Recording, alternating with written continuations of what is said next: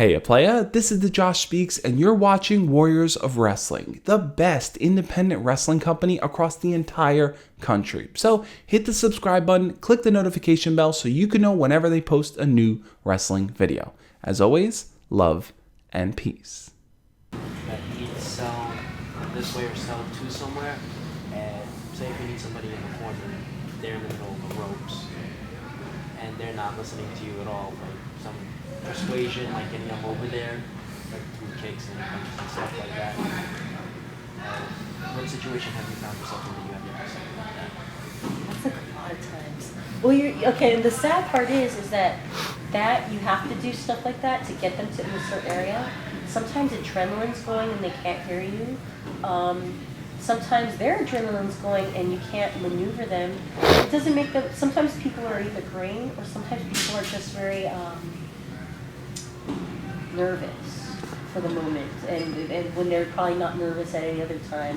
You never know what the case may be, but sometimes you can work a person where you work certain moment, like certain body parts like that to get them to a certain place. But if they're tense and they're not like being malleable and loose, it's just the toughest thing to get them to places. You're supposed to be stiff with them to get them to zone, stuff like that. But I don't have the heart to do that. People would always tell me that I can't do that. But you do have those little moments, and then, but for me, what I would always do is, say as a heel, I would always grab people by the face, and I'd start like yelling at them, but instead of yelling at them, I'm talking to them. And I'm like, look at me when I'm talking to you. But really, I'm like, are you okay? I said, okay, just this is what we're going to do, all right? But I would just like yell at them as if I have this angry face on. Because to me, like, say, I saw this at WrestleMania too. Who was it? I think it was Drew McIntyre who was doing this. I was like, Drew, why are you doing this? And it's my pet peeve. It's like, I keep angry face on throughout the whole entire thing. So when I'm saying stuff, you just assume I'm talking shit. That's the theory. But usually what people do is when they're calling moves, they'll be all crazy and angry, and as soon as they start calling the next spot, their face moves like blah blah blah blah blah blah, and they lose the character because they're saying something real. It's like the girls who won the tag titles are heels and they're up there crying. I'm like, you guys are fucking villains. I get Cry in the back. You're fucking villains. But this is our job. This is okay. When the day Eddie died, we had to do a stupid battle royal. Like, I was in tears, sobbing in the bathroom and everything. And then they made us I was supposed to win that stupid battle royal thing. And when all I wanted to do was just break down and cry. But this is what we do. We gotta be professional, go out there and play that part. Like when I first got the title, like I wanna cry too. I wanna cry, but no, I have to be a bitch and be like, look, this is what I got. This is mine. This is what I earned. Screw all of you, like type of deal. The crying part, I was just like, girl, you get to the back till you do that. Wait till the back till you do that. Be in character. I get it. I get what that means for them. You think somebody said something to them like, yo, what the fuck is wrong with you? I don't know. Part of me is just like, maybe because they're girls. I don't know. But to me, the believability If I did that, they would have screamed at me. Like, to keep kayfabe, I remember where I signed autographs for fans in England one time, and I got yelled at. I got ripped a new asshole by everybody saying, you're supposed to stay in character. You're like, don't you, like, sign people's autographs? You're a heel. Like, I'd be in tears, like, okay, I'm sorry. We got a guy here who, I think he stays too much in character until he probably goes home. But he won't sign nothing. He don't care if you're disabled, special needs, black, white, green. He does not care. He's the same way out there that he is in the back. Oh my goodness. And at the diner afterwards, he is. But to his credit, he's the most hated guy I have on my roster. In the locker room and outside, But he knows how to. He's an old school heel. He doesn't do much out there. He knows how to be. He's a regal mark. But he knows what he's doing. Oh my goodness. I think that's great. We're like living in a day and age. But the thing is, people won't come because he's on the show. That's what I don't. That's what? Bad. Yeah, they don't want to be. They don't want to know nothing about him. It's where usually a heel comes to watch the face, get beat you down. I know people stop coming because of him. Oh my goodness. Yeah, that's tough. laugh. Like, That's where it's like you can't hurt, the gate at that point, oh my goodness. All this stuff. Well, that's why this is the reason why I want to study psychology, because I'm just fascinated by human beings. Like, I love us so much in our weirdness. Oh. Going off what he said, if WWE had hated heel so much so that people stopped buying tickets to come see the shows because of that person, There would never be a person like that. Look at JBL. He offended everybody. Saluted Hitler. Offended everyone. Oh my goodness. And people still kept going to watch. but I'm saying if they ever did have that situation, Or hurt the gate.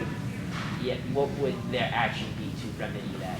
Bury the heel or just Whatever they wanted. Whatever they felt at that time. So they could either bury they would do whatever they want when they wanted. So it's all the options all at once. Like they could do whatever they want. They could fire somebody, they could just hide somebody and protect them till a later time if they wanted. Do you remember Mohammad Ahsan?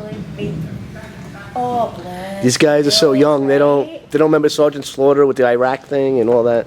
I was actually thinking that. Oh my goodness, I forgot about that. Muhammad Ahsan was fired because it wasn't his fault, It's not his fault.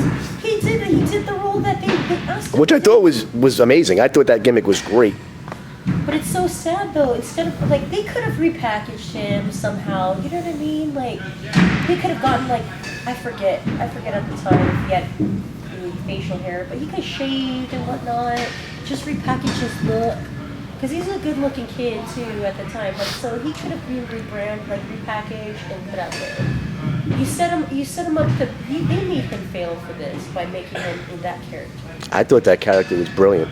I really did. What happened to? Did they have a new guy that ended up winning the title in that country? Jinder Mahal? Yeah, how's Ginger? He's Indian. He's not. He's Indian. He's not saying he's mistreated. No, I'm just saying. Don't they have a character that's? Arya Navarro? Yeah, it's like a. No, it wasn't. It's different. Totally different. Totally different character. No, I'm just saying. Basically, I'm just saying that. And the other one was like a few years after 9/11. Different times. different type. Less. I feel so bad for him. If somebody came out saying they were pro-Iraq now, nobody would care. He was a good wrestler. I think it was actually UPN's issue, because they aired an episode of SmackDown just a few hours after some sort of bombing in London, so UPN was like, write this guy off TV, and then they just had to run. Thank you very much, CJ. I was just... That's what I believe happened. Fake news. Oh, I love you. Thank you. He's like, I have this information. I like to study wrestling. I always tell these guys, study wrestling. To his credit, he definitely does. He's informational. He's like Google. You had involvement with matches with, I think, or some of the best tag teams during that time. Oh God, I miss really good tag teams. What would you say is something you saw that being done really great tag teams that was with someone who's trying to When I watch wrestling, so my brother and I, we watched wrestling in the 80s, okay, so basically when I started watching wrestling was because everybody always says that they, say when it comes to women, they're like, oh, she got daddy issues. No, I never had daddy issues. My daddy loved me, but I had brother issues where, all I wanted was my brother's approval, and we would fight so much, and the only time we weren't fighting was when wrestling was on. So it was the only time we got along. It's yeah, he's hanging out with me. And I'd be so happy where I'm yeah, we got this in common. And so when we watch wrestling, that's when there was so many tag teams back in that time, so many. And for me, the way it felt was, and which is the beauty and what it should feel like is, you want people as a tag team, you want everybody to feel either they can relate to you. So either they could think of so for me it was more it was me and my brother. But usually people say if it's the guys think of it's me and my brother, or me and my best friend. This is us if we were to be able to wrestle. So we're you know, a unit. You want people to believe in that. So having that chemistry of like, when you're having a tag team, that you have that you're there for each other and you have each other's back. Again, you suspend belief. You make people believe that when you're in here, you're fighting for something, you're fighting for someone. So for me, tag teams, it's like, oh, I'll respect like that. So when you're doing tags, I beg you all to please act like you give a shit. Please, don't just fall asleep on the ropes and be like, oh, I just want to get out of here. When's my next spot? Like, that's my pet peeve. Where I'm just like, root for your teammate. You like, if he's hurting, you're hurting too. Like, oh man, like no, you got this. Like if this was you guys working out or whatever, or if you're in a real fight or match, you have your partner's back. You have your best friend's back. You're not gonna just let them get their ass kicked.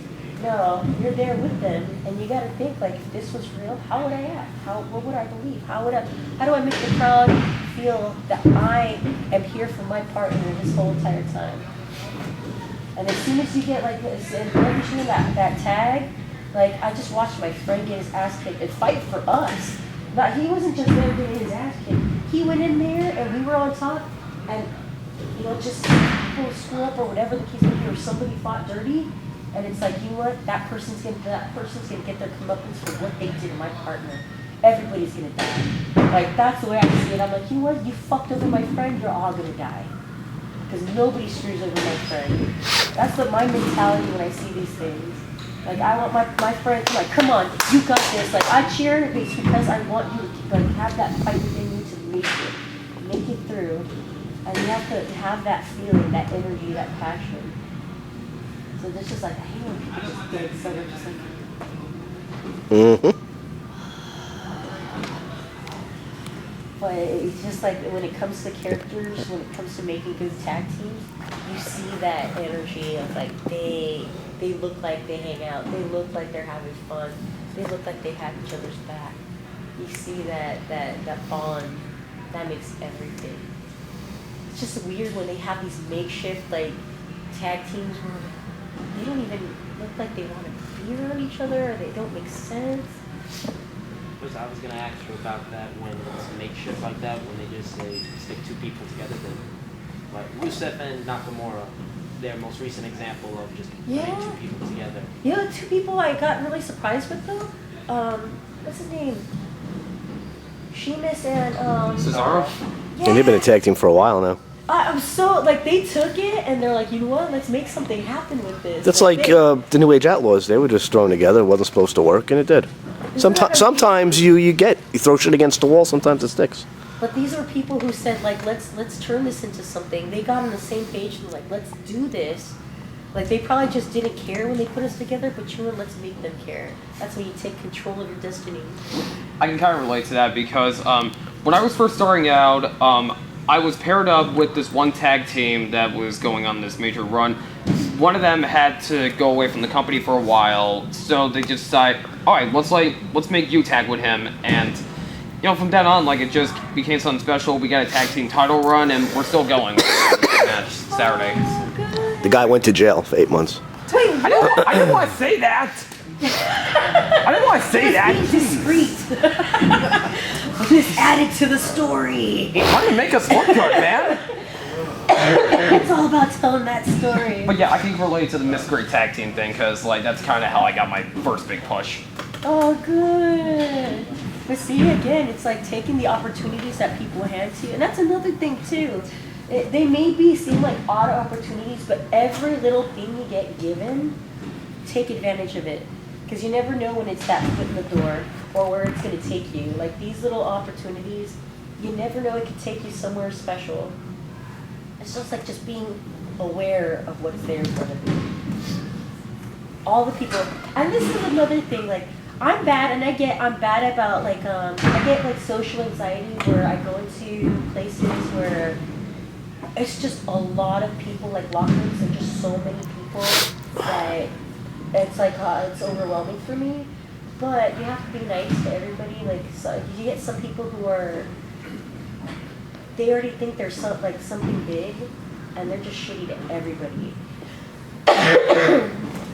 You never know who anybody is, whether it's somebody's family member or if it's somebody who actually is like spokesperson for another promotion, or if it's somebody like in the WWE that can give you like to say a good word for you or whatever the case may be. This is all about networking too, because you have to promote yourself. And for you to be have an ego or to treat people neat, coolly and everything, it's like you never know where like your opportunities are. Who that's that one person you talk to can help you further your career in another place. So it's just like, to me, I feel like be good to everybody, because you never know. Like when I went to Australia, I told Cody, I said, Cody, this guy that we work with, but he was so freaking nice, and I don't normally like try to put certain people in certain when I give my name, it means something.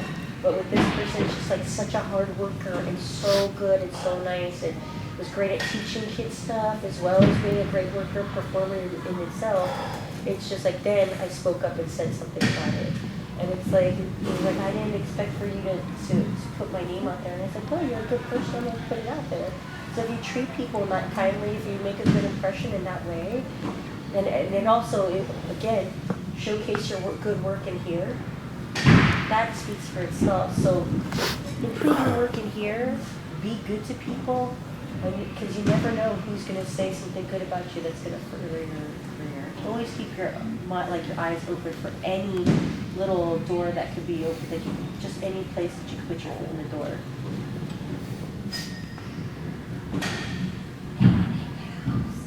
I was surprised when he started asking questions.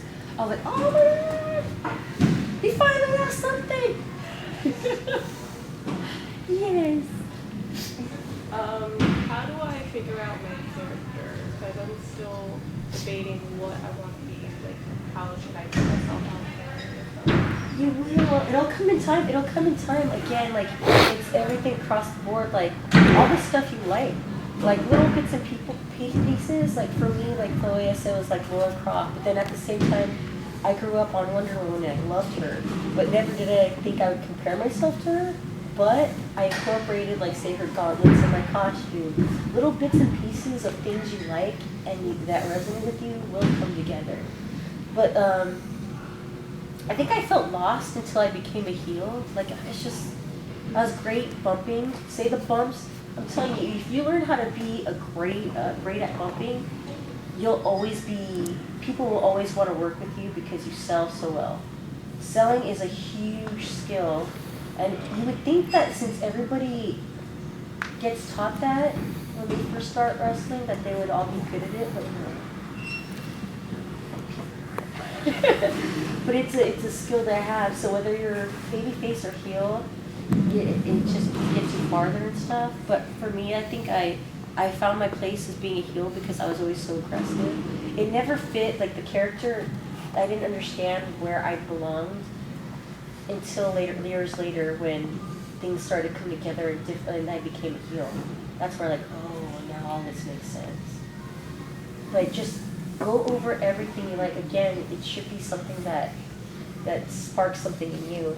Because if it doesn't, if you're trying to be, sometimes people get given gimmicks and it just doesn't fit. Like poor, what's his name?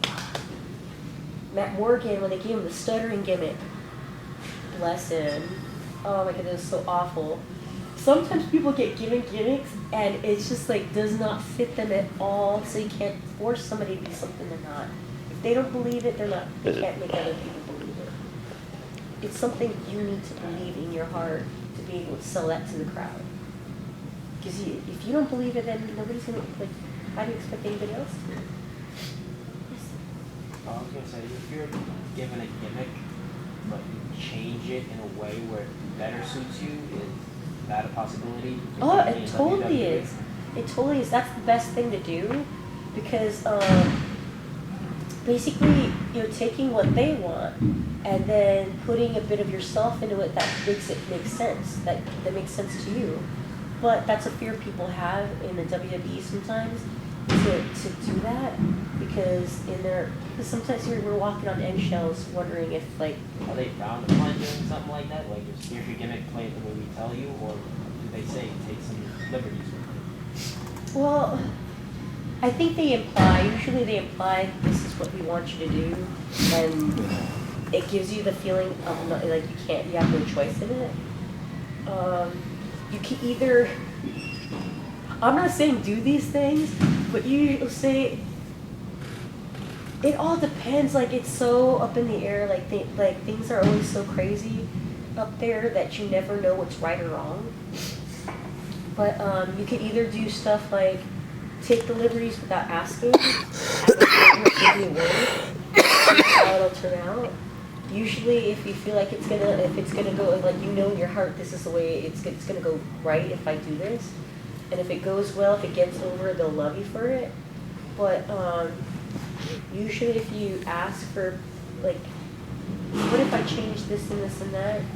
I think sometimes they'll say, why don't you just do it the way we asked? Like you never know what you're gonna get. But I think if you feel like you could tell them all this stuff, do it, because that's the only way you're going to know you tried. I think they like people who just stand up for themselves and stuff. But you never know. Again, like everything's always odd up there. You never know what they're going to love, what they're not going to love. It's always just craziness up there. One more thing, because Naomi did this recently. She customized the title to fit her gimmick, and in my opinion, it looks great. Does something like that get you in a lot of trouble if you don't clear it with them first, or?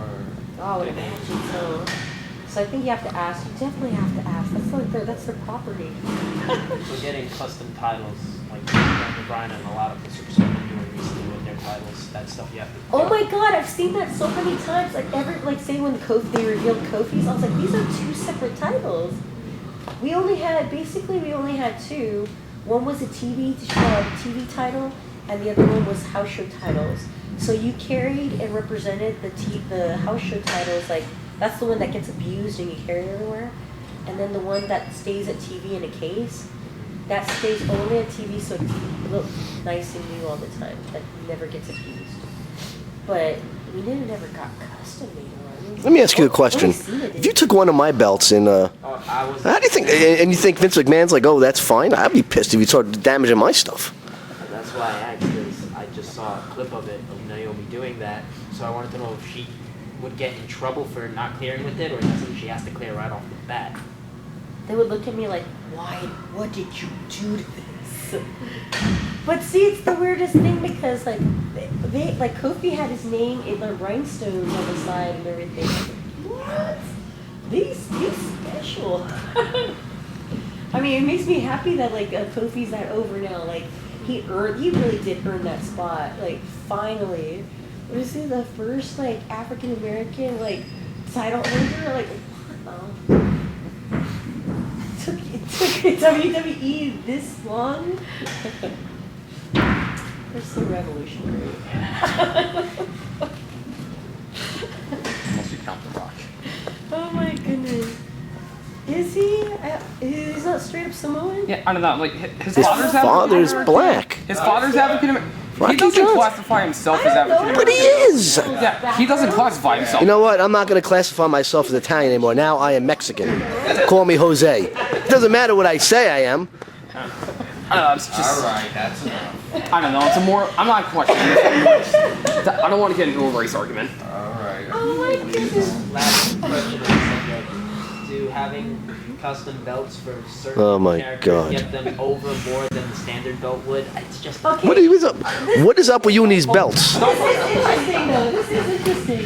Like, fact is, do you want to be the person who needs the added thing, like to have it custom so for you to get over? Or do you want to be the person who's so freaking over that no matter what you hold in your hand, whether it's bubble gum or not, that you're the one that makes anything get over? Because granted, I know I like that's like cool and stuff, but they're taking away. I always told people when I held that title, I'm the one who made that title mean something. Maybe it's really shitty in me to say that. Like maybe I'm like that conceited, but I said as much as I took pride in the belt, I'm like I made this title mean something. That title doesn't make me. I make that title, and it's true because when you hold that, what you do means everything and tells that story. But if what people remember is more the title than you, then you did something wrong. And for me, it's like I shouldn't have that leading up the title, like, get me over. My work and who I am and how I carry myself, like, that should be everything.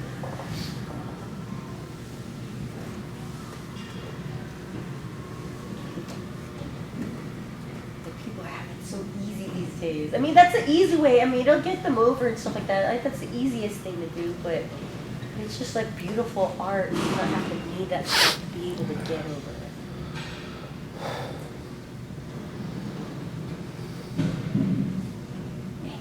I'm not mad at you guys. Everybody's looking down like. Yes? Alright, so you talked about creativity, like with championships. What I do with a lot of my gear is I like to base it off of, like, video games. Like, I based my last attire off a character from a fighting game, and I'm thinking about trying to get this new gear that is based off a cartoon that I loved growing up. Do you think that it's more important to be unique with it, to, like, just make your own gear, or just you can do whatever you want and you can just, like, incorporate the stuff, but still, I guess, like, is it more important to just make it? Like, don't be a blatant ripoff and stuff like that. Because then people will say that's a blatant ripoff. You know what I mean? If you change and alter it in some way, shape, or form to make it seem like yours, then that'd be good. Like for a long time, like I was basically, I don't know, you know Dragon Ball Z, right? Yep. I was Kamehameha people like left and right, and Trauma Drew would just be laughing. It's like, leave it to Melina to take a stupid move and make it look like something in the ring. And it was usually, nobody understood that's what I was doing. Till years later. It's funny you say that because one of the gears I was thinking of was blue stock Dragon Ball Z. Like I wear a mask, so I'm thinking like what I want to do is I want to make my eye holes like 2 stars, and I have my name on the back of my mask, but I want to do it with like Dragon Ball font. You could do that. I mean, look at what's her name? Leva Bates in the stuff that she's doing. She blatantly rips off all this stuff, and it's like. I love the fact that that's her character and stuff like she's an example of a person who made it work for her, who made it work. Who is that you're talking about? Huh? Who's Leva Bates. That is. Blue pants. All Who? she does. Blue pants. She was blue pants. She's still around? Yeah. In NXT? Yeah. No. Well, not NXT. She's on the Indies. Yeah, she had her own. Oh. She had her run. Supercon hires her all the time. Because they always I don't do know who that comic book is. stuff. They used to do comic book stuff. But I think that's but that's also an example. Okay, so incorporating stuff like that, little bits and pieces because it's something you like, that's one thing. But when you take it completely as it is, like being that character, that's not creating your own character. You know what I mean? So that's just like taking another character and you becoming that. Which will work, but I think like when it comes to like putting that on TV, I think trademark and all that stuff. I think you can use that. Funny, because I'm thinking of like how Rey Mysterio always does these like fancy gimmicks, like at Yeah, WrestleMania he did Mysterio. But it's still Rey Mysterio gear, but it has the illusion of something else. You know what I mean? You could tell like, oh, you see, a little bit of this character, like. That's what I was pretty much thinking. Like, it's my own gear, but I want to, like, base off a design of something else that I really love. Like, just pay my own little tribute to it, I guess. But you notice when he does it when it comes to those big show pay-per-view. I keep calling it pay-per-views even though we watch it on the network. But it's those big show moments. So he waits for the big show to bring out that kind of gear. He makes it unique where it's a big deal. Like, it's a big deal when he wears these outfits.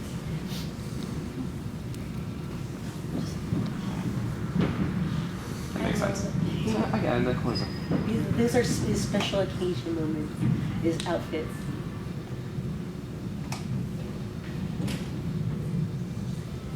How do you figure out your move set? Like, what do you want to do? How do you figure out?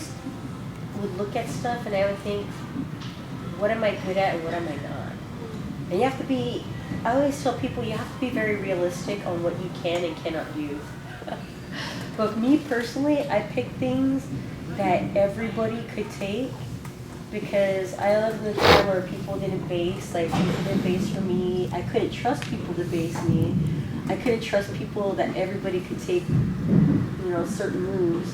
So I picked stuff that I knew everyone could take, that I knew I could do that was unique to me. That was something that I felt like I liked. Then I also liked, I would sometimes do stuff where, like, because I watch a lot of martial arts stuff, and I was just like, I love that stuff. So then I'd pepper that in sometimes, depending on which matches I would have and who could actually sell it. But it's always being aware of who your opponent is, who's able to take certain moves and whatnot. But you pick these moves because you know you can execute them and that it's something you enjoy. Because sometimes like people pick moves because they watched other people and they would imitate it. So then it just came naturally. But you also have to be realistic on what you can do physically. And then watch yourself. Again, that's another point of watching yourself in the ring, especially starting out. You watch the moves that you do, and you have to be realistic of, do I look good doing it? Is it believable? Do I look strong when I have these moves? Does it look like I'm hurting somebody? Am I hurting somebody? All these things play a factor. So I would always play, like throughout my years, I would always play with different moves all the time. I was lucky enough that because I was a heel, like basically as a heel, I was learning as I went. Babyface in the indies, basically I just got my ass kicked all the time. But as a heel, I was always trying out new moves every time I got in the ring and just practicing them on people. And then I'd watch back the tape and I was like, ooh, that did not look good. And then I'd take that out. And then with being stuck, I kept it. So it's always just practicing in the ring. And then picking apart whether it looks good, what can I do to make it look better, and what should I be trying something else? Then watching other and picking moves also do research too, because a lot of things is like a lot of times nowadays I see everybody's doing the same stuff. And then of course that's why I went back and started studying back in the 50s, 60s. I was watching old school stuff when I started looking at all my moves. I was like, this looks good. Then I became a fan of like back in the day wrestling because they made things look real. Like, oh my goodness. Like I always suggest watch wrestling matches from back then.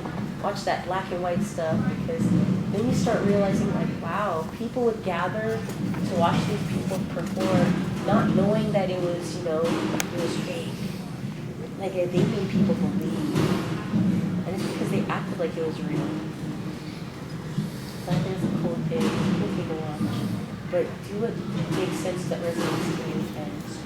I know I keep reiterating that, but if you don't feel it doesn't feel right to you, don't do it. But at the same time, like psychology-wise, I'm sorry, it bothers me when I see girls who we base for each other and all this stuff, but you're taking away from the bigger girls who are the strong ones if you're doing all these power moves yourselves.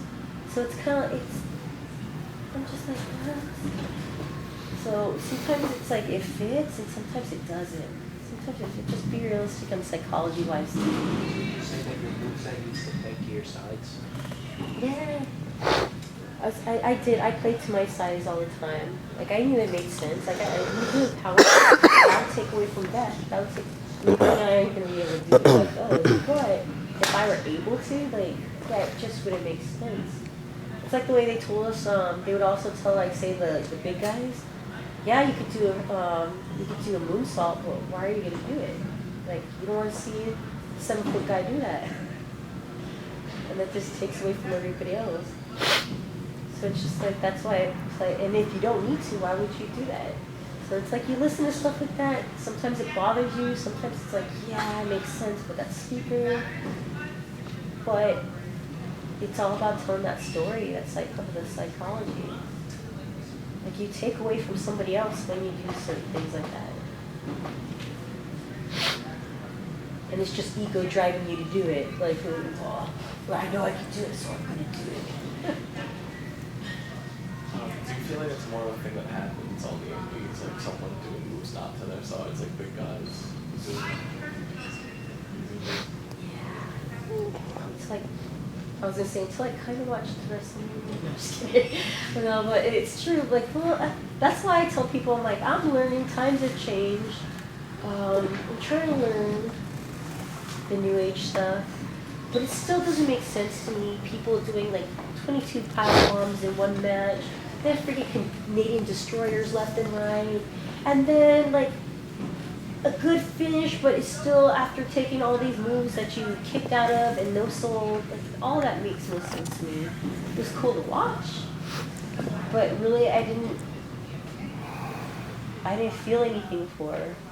Like I missed like matches that made me cry because I believe that like, oh man, that seeing that person's face and that like what like, sometimes you just feel for people, but it's all, to me, like, that's a different thing. But, like, that's different than, everything has their spots.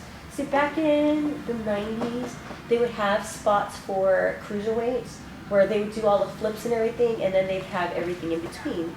So every different style of wrestler had their opportunities, which I think is beautiful.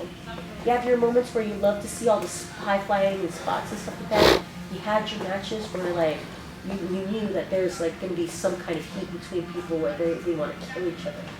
And then you see people who will just start falling in love with their characters because they get presented to you. Everybody has their spot all the time. Now they don't seem to. But I think here, nowadays in wrestling, the beautiful thing is if you do the anti of anything, you will always set yourself apart. Say the person who's going to be the ground, like the mat wrestler now, they're going to be set apart where it's going to be pretty interesting to see him go up against all the high flyer people who just want to do other spots. Oh, actually, in Australia, I saw Brian Cage wrestle, I can't remember, Robbie Eagles, I think his name is, which was really cool to see because you see Power Guy against Flippy Doo Guy who's doing all this stuff. And it was really cool to see because I didn't think like that Brian Cage could handle it, but it was so cool, all the stuff that he was able to base for and the power moves he hit to try to ground that guy until that ending. Like you'll see those moments where you take high flyer, and even though Brian Cage isn't really mad, but he still has that image that he would be a pound and ground guy, go against somebody like that. Told a good story. But you have to be knowledgeable on how to tell that story to make people feel, to be able to get to that point. Sorry. Attention. Hopefully it helps. I know I just go off on, I just start talking.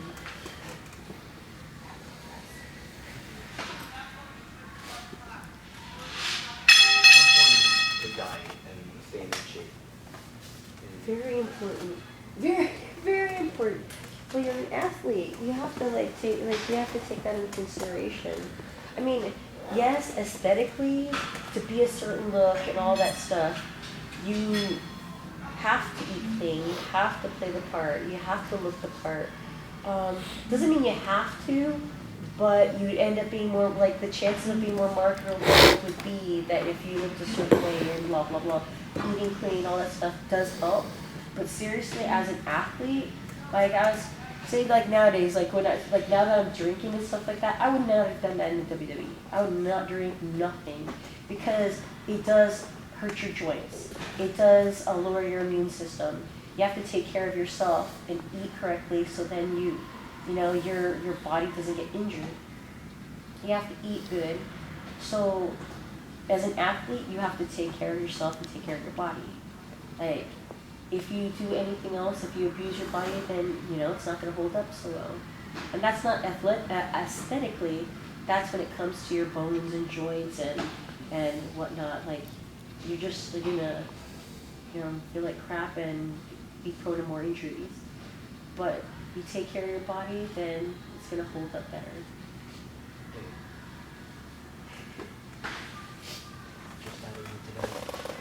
You said you're traveling a lot when you're on the road. How are you able to keep like a fit regimen and be careful of what you're eating while you're on the road and not really having the time to stop and look at yourself? What we would do is we go into, like, say, a Super Walmart or something that's open 24 hours and have a grocery store. We'd go into that, or a Wendy's or somewhere where they had chicken, like chicken hamburgers, and then we'd order the grilled chicken and then just eat the chicken and a salad or something. It's like where there's a will, there's a way. I can only imagine like vegans have it harder because, well, yeah.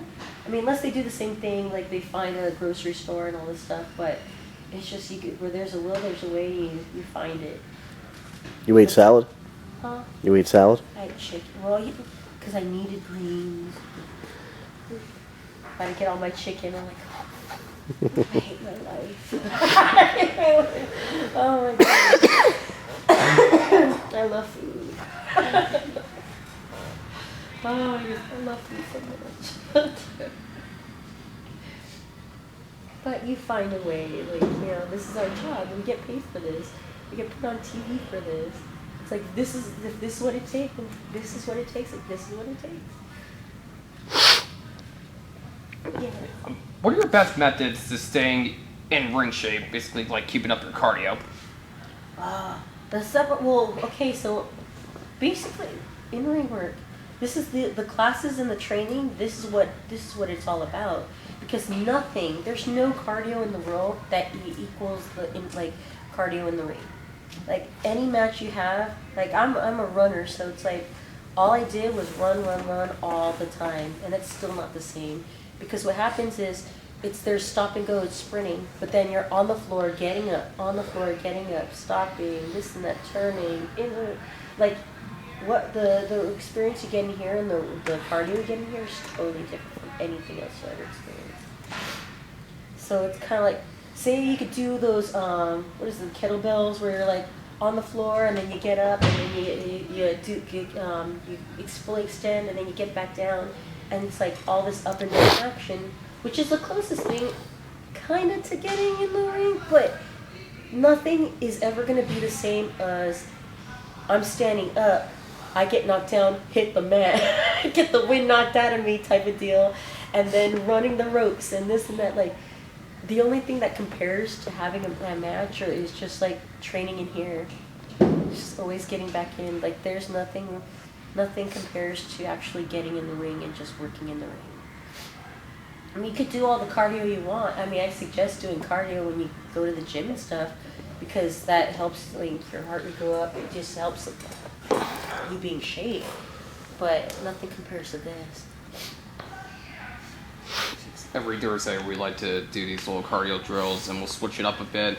Some are a lot more intense than others. Like, there was this one where we had to do like different sections and stuff. One of them was wheelbarrows, where we would walk to all four corners and basically just crawl up to the bottom row, middle row, top row, go back down, do it to the next one, then the next one, next one. They would have us pick up some sort of the other one was they would have us pick up some sort of heavy sack and just slam it 10 times on the mat.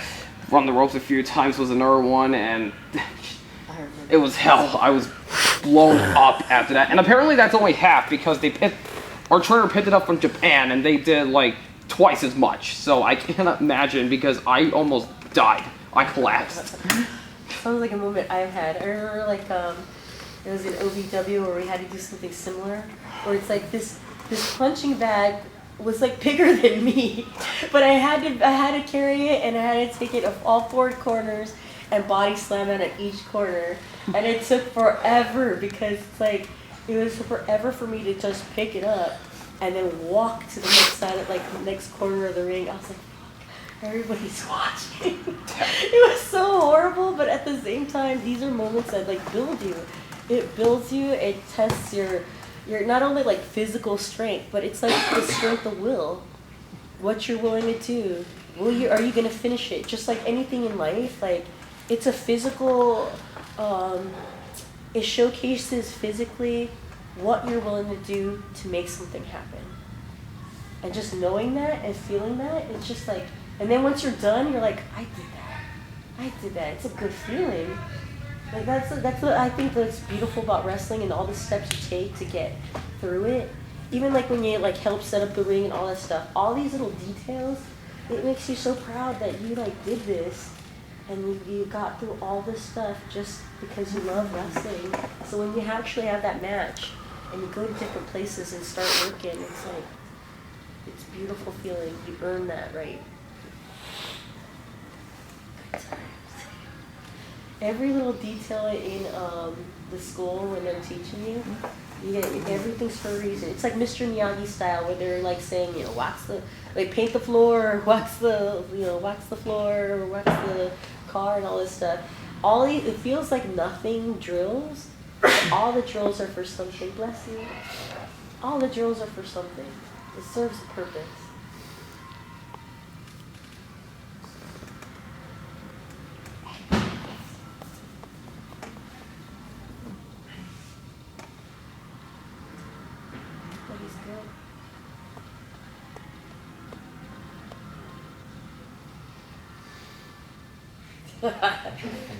Awkward silence.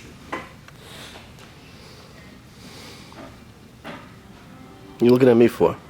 Thought maybe you're not. So down at the performance center and everything. Good, a real what question. What are some things that I could, like, say if I was down there, what would they recommend me to do to get better in the ring and to keep like? No, but basically, they would be really nitpicking on every little drill. So what they do is they analyze every drill. So all the stuff that you're doing in here, like all the drills you do in here, be perfect at it. Once you get perfect at it, anything they tell you if you go to the performance center, they're gonna look at you and be like, okay, she could do the drills. She's able to do this, because even though they're gonna ask you eventually whether you're great at promos and you know how you are as a character, can you do moves? Like eventually they'll get to that, but they want to know what do we have as like you in your natural state. What are you able to do? Because most likely than not, they'll either, I mean, depending on like who you are in the indies, most likely they'll want to see you and see if you can mold it into something. Because if you're a blank slate that they can mold into something, but you're able to execute all the drills and everything, that means you could become anything they want you to become. So that's the impression that they can see right there. But do the drills, be great at ring awareness. Like I'm all about ring awareness, creating space, being able to bump and feed, no dead selling. I'm big on that too. And facial reactions too. I hate looking at people. I'm like, you have no expression on your face. Like, I don't believe people can get in a fight when I see their faces. I'm like, you can't. Don't get angry. You've never been in a fight before. But just be great at those drills. You get that, you get the bumping and that down, that they can turn you into anything. But that doesn't mean to not practice promos, you know what I mean? You can start now with that and just eventually in time just get better and better and better. I'm so excited for you guys. This is like your beginning, starting out. This is the beginning of all this awesomeness before life treats you like shit. Oh. So,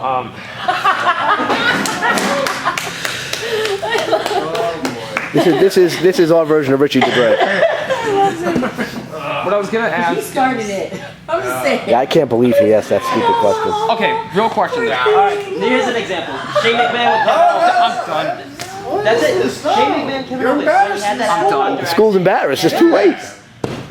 I just thought of it in my hand. I There should was use a that Kevin instead. helicopter accident? Wait, what? Like legit? This woman thinks we're idiots now, thanks to you.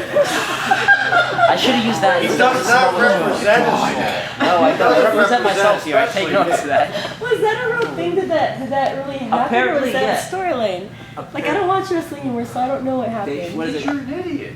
I didn't see that. They used it for the Hell in a Cell match between them, pretty much. Because Kevin Owens said that, oh, you should have died in that helicopter crash, and then Shane said, you know, we're doing this match now at Hell in a Cell. So that's all I was asking. Oh, yeah, I forgot. He was in that. Okay. Well, yeah, well, that's just words. I mean, and some people use promos and say stuff like that, and then they'll kind of like, "Just kidding, I didn't really mean it," or, you know. But sometimes that happens, and sometimes somebody says, "Hey, say this about me, because it'll work." Sometimes that happens, but yeah, sometimes people take real life and put it into the story. That's what I meant. Like in real life with the stories.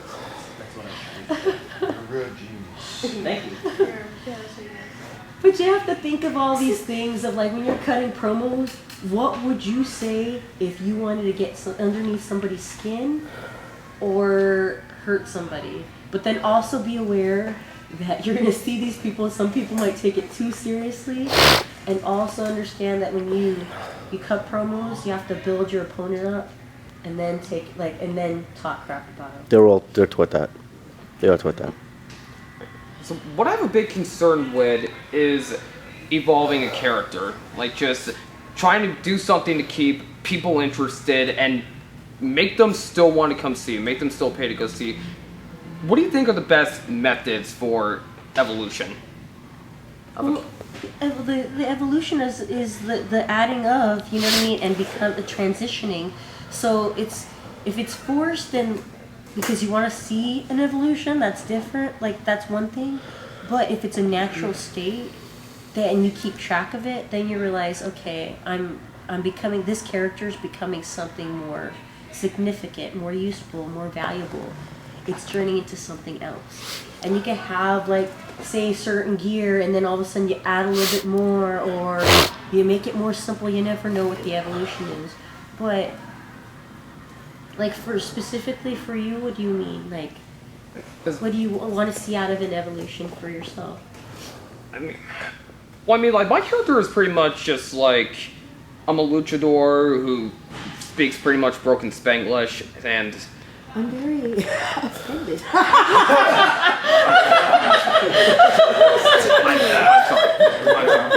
Another offense. I'm sorry.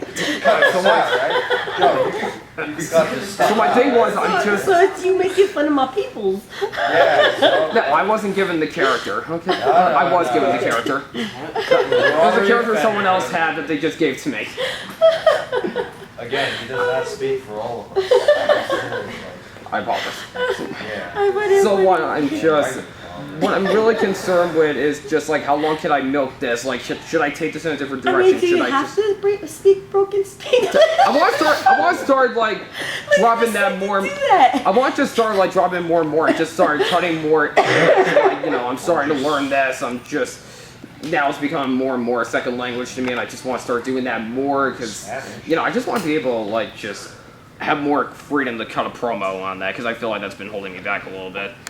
So. But maybe you should just be a luchador luchador who like speaks English. Because like the funny thing is like I went to the UK and there's this guy. He was such an exceptional like luchador. I believed he was from Mexico. He's just so amazing. And then as soon as he took off the mask and I spoke to him, it was like he speaks like a Brit. With his little accent and everything. I'm like, hey, you're not from Mexico. He's like, yeah, usually I don't talk because people want to believe in the character. And I get that. But then in time when people got used to his moves, then he started talking. And then nobody cared whether he spoke with a British accent or not because they just loved seeing him wrestle that much. So sometimes people will just be happy with who you are. And you have to be something else. It's like Kofi when he was doing his whole Jamaican thing. It's like, hey, you're not Jamaican. You know what I mean? He's still loved it. Everyone's like, you're not Jamaican. And it's like, you shouldn't be something that you're not.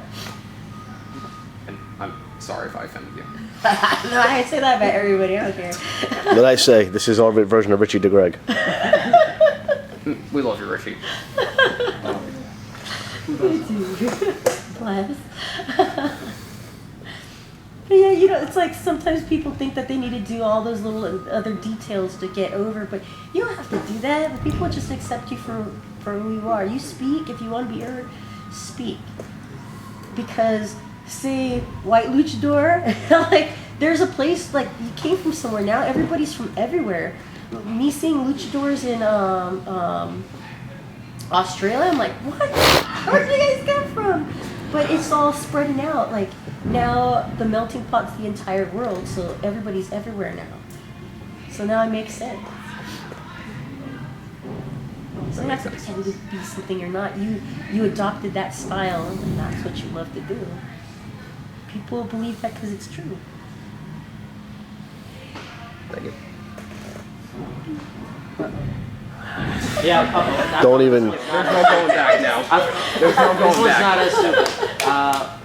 What you said with the whole world's your melting pot, going to different promotions in different countries and picking up wrestling from there, does that ultimately help your style evolve into the best that it can be, or is it just good for there? It could. Okay, say if it was me back in the day, that's totally what I would do. I'd just pick little bits and pieces. But for me now, I'm just like, whatever, I'm having fun. But back in the day, that's totally what I would do because like I want to be great at my craft. And right now I'm old, so it's kind of like I already have my time, and I just like to experience everybody, what they're like, to see their viewpoints and how they're like, to see the promise for the next generation. Because some of these people I'm gonna see, like I'm seeing, you guys are gonna be up there on TV, you know, after a while, and it's gonna be like a beautiful thing to see when you first like started out, and then what you became when you started evolving. Like it's gonna be a beautiful thing to see. Like some of these people I saw when they were like, just say some of the girls I've seen in the UK, where I'm like, oh, they were just like indie girls, and now they're getting hired and being brought up at TV. I'm like, wow, like look at them, like it's beautiful. Like they just grew up. They grew up and they just, oh. It's really cool to see. So at this, like, see, if you're able to do it, that's what you should do. Definitely what you should do. Like, pick up bits and pieces, or at least you learn their methods and their ways. Everything, you should be learning everything. But I haven't but it definitely is something you should be doing. Learn everything as much as you can everywhere you go, and people will teach you different things. They have their own way of like doing every which way, and then who knows, you'll learn the reasons of why they do certain things in their way, and then you could bring it back and then teach other people that too. But it's a beautiful thing to learn all this stuff. What was it? Then you'll learn different ways of what they call stuff. Like, oh, I'm trying to remember. It's like weird stuff that I learned where it's like not the universal spot, but International. something else. Like the way they call a whip isn't a whip, or a heat spot isn't a heat spot. It's a, what do they call it? International is what they say for Universal, I think. Yeah, I'm pretty sure it was another thing where I'm just like, what? Oh, people are changing everything. So an Irish whip? Oh, the cutoff isn't the cutoff, it's the heat. I'm like, no, the heat is the heat. They're like, no. Yeah, but who is saying this? I just heard these terms in Australia, and I was like, God, why is everybody weird? But is it a reputable place or is it a backyard place? No, it's a reputable It is? place. And then Well, that's what they're teaching maybe- all the kids everywhere, so then everybody's speaking this. Like, but granted, they're small. Australia has a small wrestling. Like, there's not a lot of wrestling in Australia. They're barely building their brand in schools in each city. So Okay. each city has a school, but it's not too big because not a lot of people are actually wrestling. We got guys coming here from Chile at the end of August. Oh, which guy? I don't know if it's Alejandro. I gotta look at my phone, at the email. You know them? You know people from Chile? So why you ask me which guy? Because I want to hear their names. I do research. Maybe I have seen the person. So I'm pretty sure I met some people in Chile this last weekend. There's so many people there this weekend. Oh, wrestling overload. I was very anxious this weekend. El Exotico. Alessandro. I don't know, maybe you could, you're the first ever LGBT performer. Maybe you could decipher some of this, I don't know. I don't speak this language. Do they speak Spanish in Chile? More fences. Do they speak Chilean? What the hell's Chilean? What, is it Portuguese they speak? Do they speak Portuguese? I don't know. That's totally different that's from Brazil. Spanish. That's Brazil?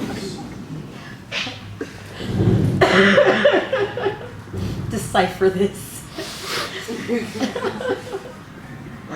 Oh my goodness. This has been a good.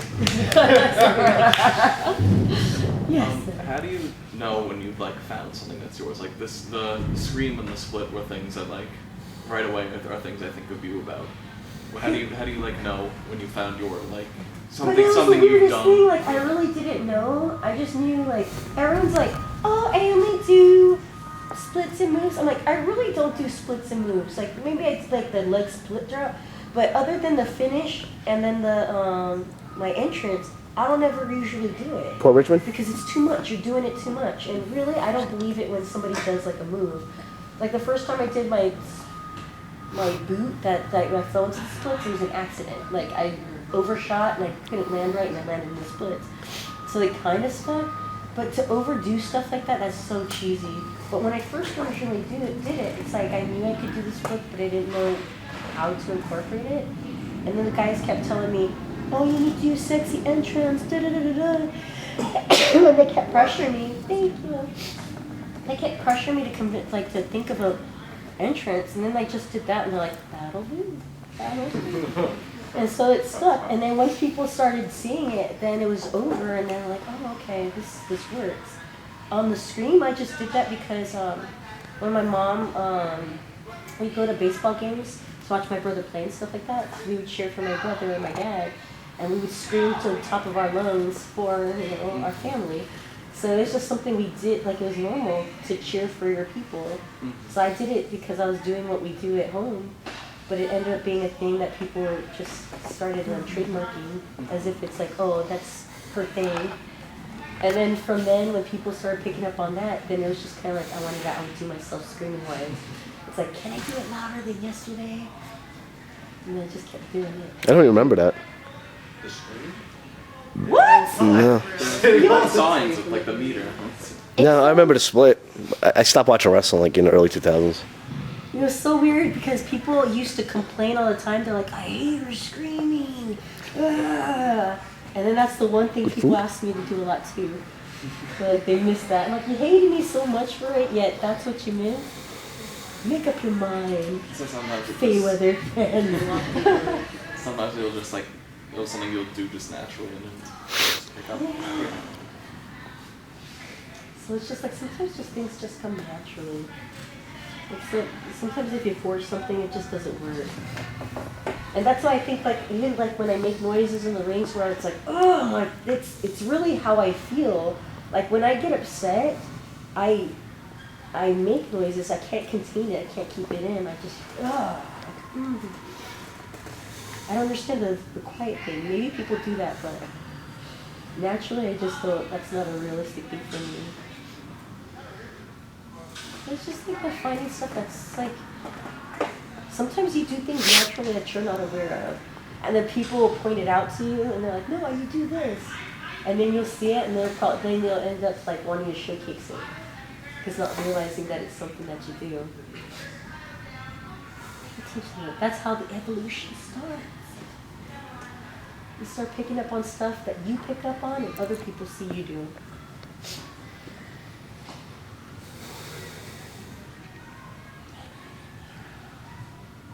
Oh, cute. Oh. Bless him. What would you say to just people being themselves in the ring? Like they don't really have a gimmick. But sometimes it's weird. So some people are like natural born. Like say they have a skater thing. Like I swear I met somebody who was like that, and they would take their love for skating and put it in the ring and use it as a gimmick. Using a little bit of their moves because they were like doing tricks like the way they would if they were on a skateboard. Like they would think of stuff like that. There are people who are all about their martial arts and they would be playing that gimmick in the ring. Sometimes you being you fits. But if you have nothing at all, I would see you as a babyface who could, you're just starting out, but you have to have something to people identify with to start understanding you. Like people, see, when you start looking at, when you're stalking somebody on Instagram or Twitter, I'm all looking at like you, I was watching the movie or the TV show You, it's trippy. But anyway, it's like when you start looking at people on Twitter and you start like, somebody loves dogs, like say me, I love dogs. And I post my dogs on Instagram, and people start like identifying with me, like I love dogs too. Oh, we have something in common.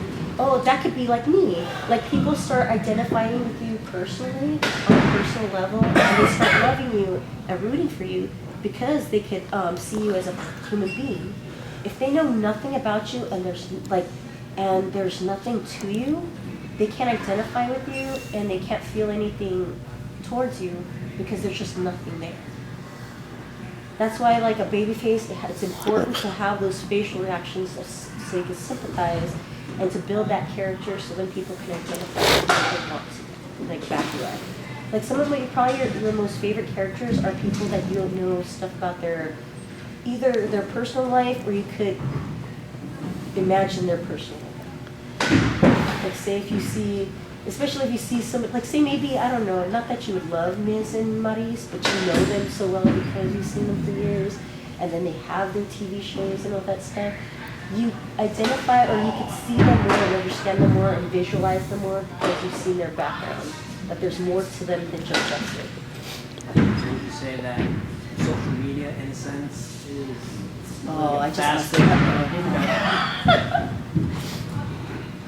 That's what I mean, like having that, you use that to evolve your character as well, besides just the in-ring work. It is. It could be used as a tool. It all depends on the person, because as well as you could use it as a tool, it's definitely a marketing tool.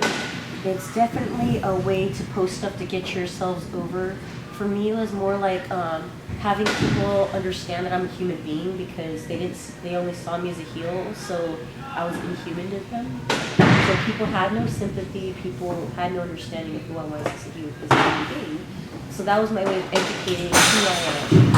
But it does help to be able to say, this is my personality type, this is what I like. Because sometimes you could use that, if people respond a lot to it, you could use that as your gimmick. So you never know what people are gonna really react to. And so probably posting out there could help.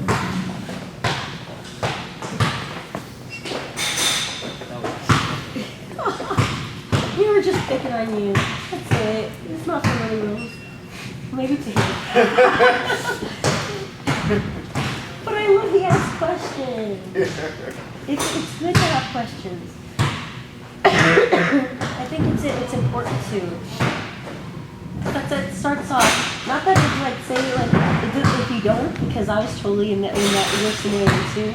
It took me a long time to be able to start firing away and started coming to ask questions. But once you start having questions, your mind starts being more curious. That's a good thing. It's a good thing to have because then you're able to be blunt, to be able to ask questions and to be able to get information from people. Good.